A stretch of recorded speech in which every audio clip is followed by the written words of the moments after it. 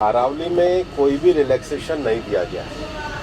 पहली बात, अरावली भारत के 4 राज्यों में है, दिल्ली, हरियाणा, राजस्थान, हरियाणा और गुजरात। टोटल अरावली 39 डिस्ट्रिक्ट्स में है।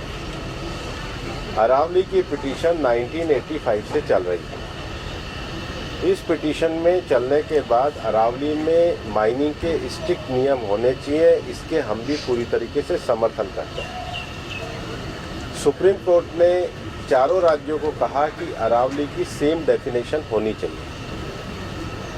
सेम डेफिनेशन में 100 मीटर को, जो कि 1968 का जो जियोलॉजी का स्टडी है रिचर्ड मॉर्फी, उसके कारण है। कुछ यूट्यूब चैनल ने और कुछ लोगों ने एक कंफ्यूजन खड़ा कर दिया कि 100 मीटर का अर्थ होगा टॉप के 100 मीटर। ऐसा नहीं है। उसका जो बेस स्ट्रक्चर है, जो पर्वत का बेस स्ट्रक्चर है, अगर वो जमीन के अंदर भी 20 मीटर है, वहां से लेके 100 मीटर तक प्रोटेक्शन है।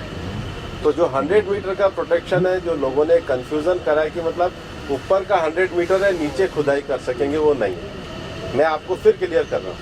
100 मीटर का अर्थ है टॉप 100 मीटर से बॉटम के अंदर तक जो उसका पूरा फैलाव है। पहाड़ी तो ऐसे होती है, तो उसका बॉटम तो बड़ा होता है, जहां तक उसका बॉटम जाएगा वहां से लेके 100 मीटर तक प्रोटेक्शन है।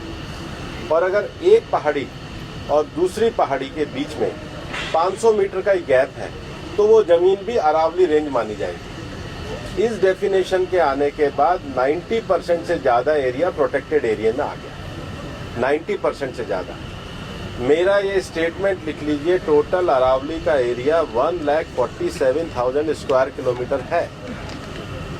इसके बाद केवल अभी की जो मेरे पास 39 डिस्ट्रिक्ट है, केवल 217 किलोमीटर, मतलब 2% में ही माइनिंग हो सकती है, और वो भी हर तरीके से नहीं हो सकती। उसके लिए भी सुप्रीम कोर्ट ने डायरेक्शन दिया है कि आपने जैसे सारंडा और झारखंड में एक पूरा पहले माइनिंग प्लान बनाया है, वो प्लान तैयार करिए।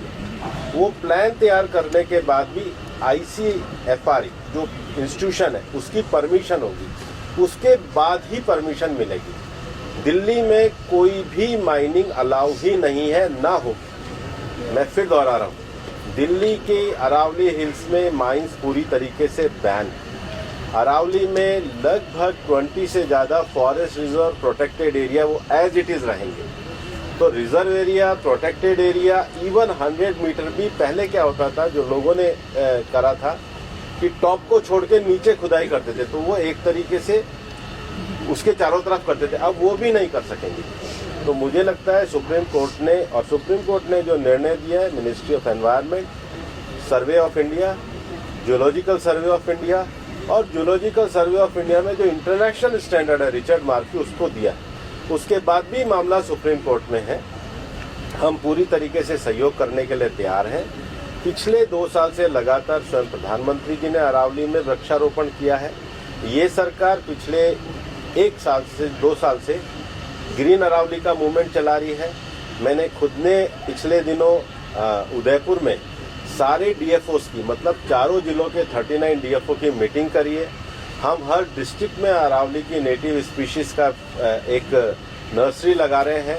हम ग्रीन अरावली के लिए प्रतिबद्ध हैं। ये एक झूठ फैलाया जा रहा है। और सबसे बड़ी बात है कि ये जो रिपोर्ट है, ये 2006 से राजस्थान में ऑलरेडी लागू है।